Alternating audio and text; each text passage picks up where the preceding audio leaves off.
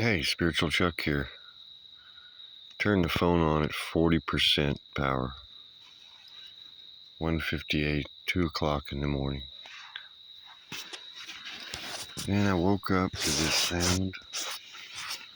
It sounded like a siren,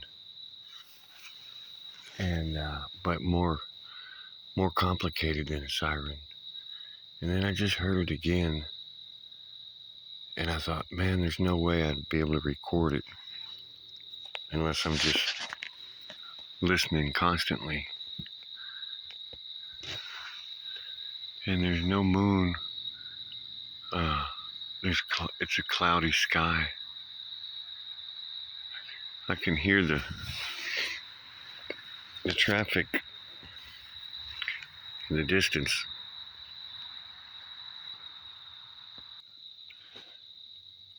Again, seemingly ominous signs in the middle of the night. So I want to talk tonight about bliss and the definition of bliss. I think a lot of people have different ideas of what bliss is. Dan Winter talks about bliss being a necessity in cooperation with a plasma toroidal exodus out of this form into a pure consciousness, furthering of one's consciousness into a universal consciousness. And I've talked about this in other videos, that the Jews, the Essenes, talked about it being necessary to make your exodus undetected. And some could consider that a physical exodus from wherever they were leaving from, running from the Romans, for example. Or you could consider it a spiritual exodus of the body. And that on Medea, that's what they did. 900 Jews made their exodus prior to the Romans arriving, after they had built a dirt ramp that took them, a year and a half to build in order to get up there to get to the Jews. And they had all made their exodus. And interestingly enough, a plasma antenna, according to the military, is the only antenna that's undetectable. And Dan Winter talks about a plasma toroidal exodus that essentially were plasma antennas with a capacity to transmit our consciousness out of this pleroma, or this realm, this reality. And really an interesting concept, considering plasma is considered the fourth state of matter, or universal consciousness and intelligence. Us. Maybe we are plasma men and women. I'm surprised Plasma Man is not a more popular cartoon. In fact, I'm going to have to do some research on that, because it's interesting concept. But nevertheless, bliss is a prerequisite for this exodus. And I want to go back to talk about my experience in the darkroom meditation. And that the feeling that I received from that experience, that perpetuated, that continued, was a feeling of of peace that, the definition of bliss to me is probably best described by Jesus when he described a peace that surpassed all understanding. And, so that's a different kind of experience than, let's say, oh, you eat something that's blissfully delicious, or you sit in a hot tub and with a glass of wine and, um, you're experiencing bliss. This bliss is more of it's beyond comprehension. It's it's it's beyond your physical senses. Um, so, for example, after the storage unit, even though my Kundalini had just about burnt me up and I had cold sweats for years, soaking the bed, and I didn't feel, that incredibly good physically, I still was experiencing this bliss of this peace that surpassed all understanding. It was I don't, it's beyond description in a way, because there's, there just seems to be nothing to describe it other than a peace, that just transcended all of my senses, all of my form. And that feeling or that experience also produced a fearlessness that, allowed me to go get a really dangerous job working at a cooling tower 60 feet up on a redwood jungle gym that I had never had any experience doing before. And I didn't, I remember though, after working that job for a while, that I started getting back into my head and I actually got afraid of the job again. And they had mispaid me. In other words, they'd promised me a certain wage, and then they didn't pay me that wage. And so it gave me the excuse to quit the job. And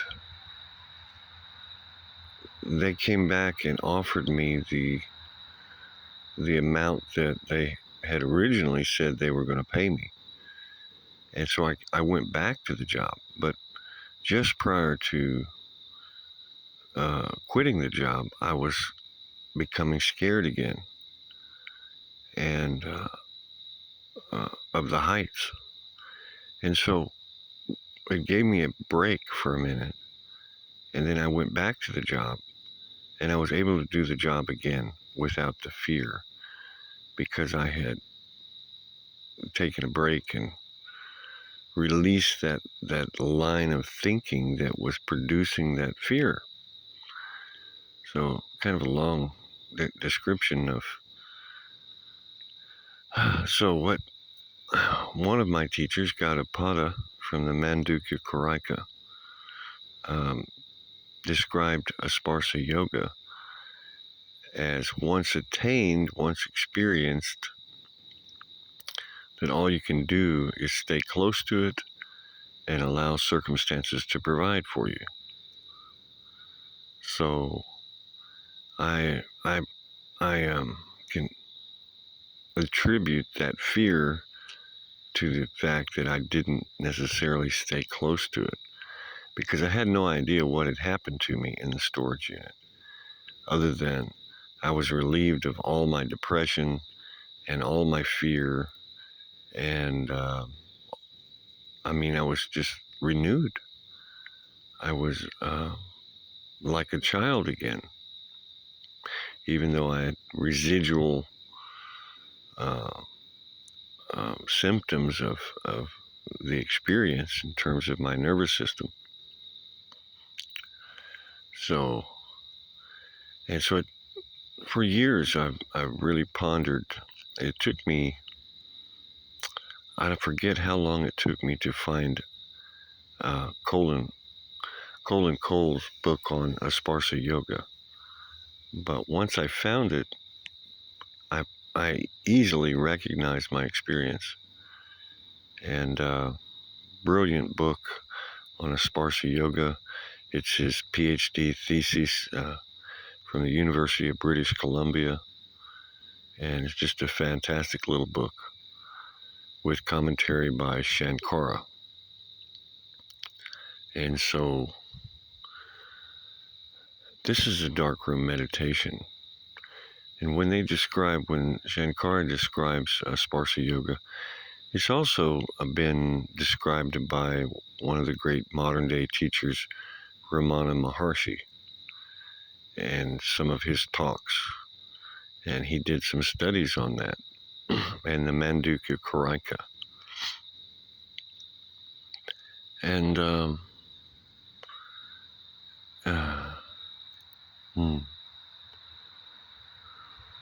I studied Ramana Maharshi, and he talked about this pure consciousness.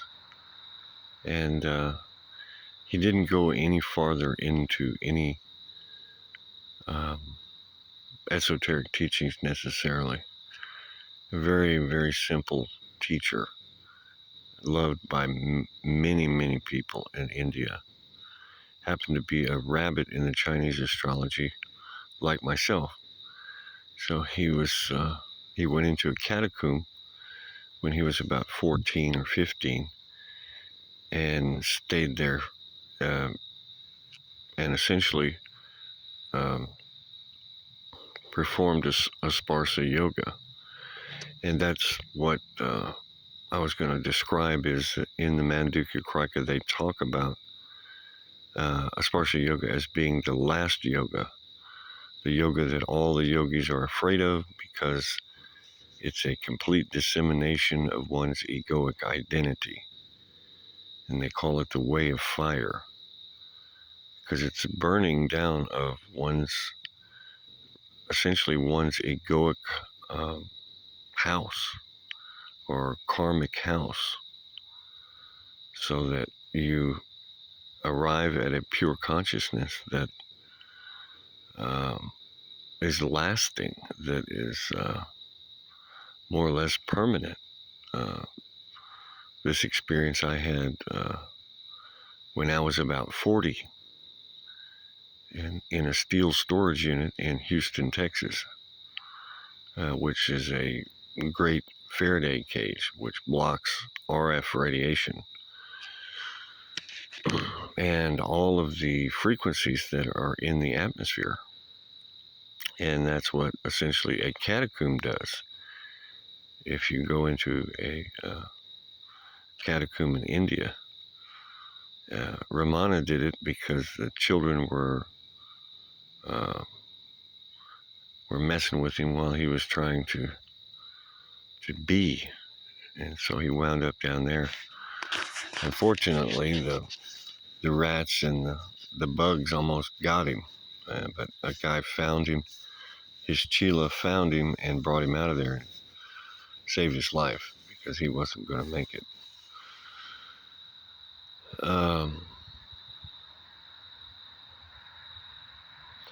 And so a simple way to approach this for anybody today, I mean, the easiest thing that I can tell you to do is simply go to sleep.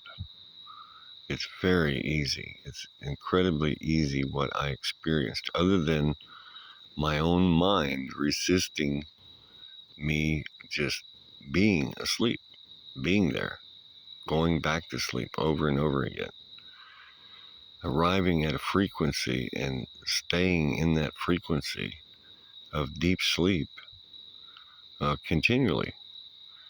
It's like wake up, and you're like pure consciousness, like a baby in a shopping cart, as I say. And you sit there until your mind starts jumping around, and your body starts cranking back up, and then you take a drink of water and take a pee and lay back down. And as you continue to abide in this frequency, it becomes permanent. It's as if the easiest way has been given to us in the form of deep sleep. And so it's really not hard. I mean, and it really doesn't take any discipline. And it takes far less discipline to do this than it does to try and battle all of your karmic habits and histories and physical and mental addictions. And I mean, really, it's in once known this peace. It's you realize the insanity of trying to battle all of life's form. Once the formless is known, it washes clean the form. It obliterates it. It's like the way of fire. And so it's very simple. I've got a funny little statement I make, that the father makes it easy and the mother makes it hard. And the mother would represent form or measure, where the father would represent formless or immeasurable. And so if you go directly to the father, he has that unconditional love, where the mother has the conditional love. And it's a very simple way of looking at it. It's not preferring one or the other, because both are absolutely necessary for a holy experience. In fact, even in the Voice of Wisdom channel I listened to earlier, he was talking about the light, us being the light, but that as we're of the light and in the light, all of this still exists. All the form is still here, but it's all pure light. And so if we were to see it as it truly is, everything would be illumined. The chair and, every living thing, for example, would be illumined. Like this forest in the middle of the night would be illumined in the light of the Father, but in the form of the Mother. So, in the light of consciousness, So it's going through the dark to see the light. And that light is a frequency of bliss.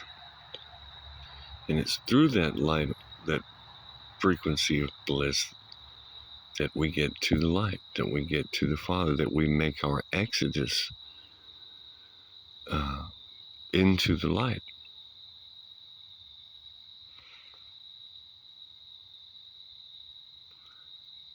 Pretty interesting, huh?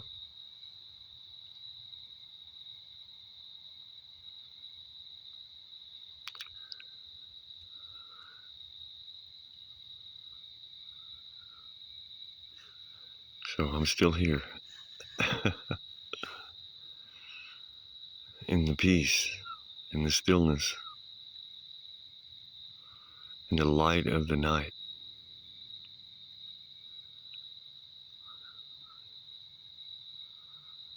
So what goes bump in the night? The light.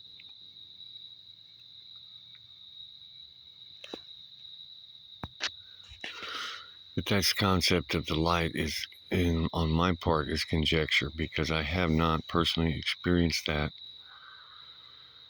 per se.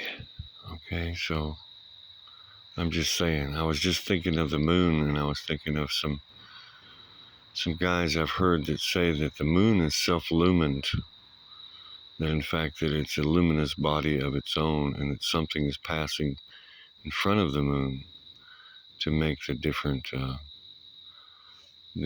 eclipses of the moon.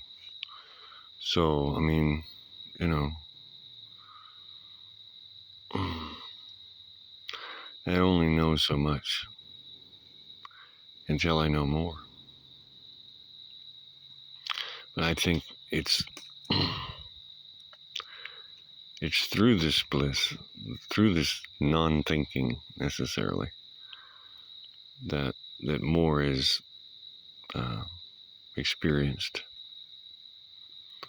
or known, or it's a difficult way of describing knowing God or knowing consciousness.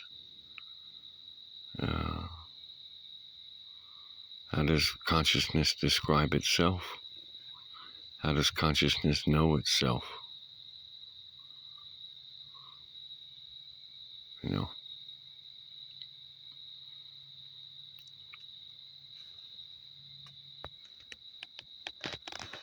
there it is, the light.